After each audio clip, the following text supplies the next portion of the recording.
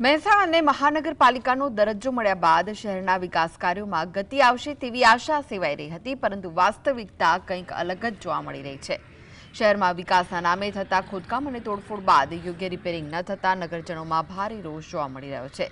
ખાસ કરીને શહેરના ટીબી રોડ વિસ્તારમાં 1 માસ અગાઉ નવીન પાઇપલાઇન નાખવા માટે કરવામાં આવેલા ખોદકામ બાદ રસ્તાની મરામત ન કરાતા સ્થાનિકો અને વાહન ચાલકોની હાલાકીમાં અનેક ગણો વધારો થયો।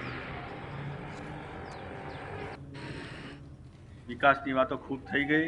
રાધનપુર રોડ, મોઢેરા રોડ ખૂબ જ આપ વિકાસ કરી રહ્યા છો, ખૂબ સારી વાત છે, પણ એક નજર ટીબી રોડ વોર્ડ નંબર 9માં પણ નજર નાખો આપ।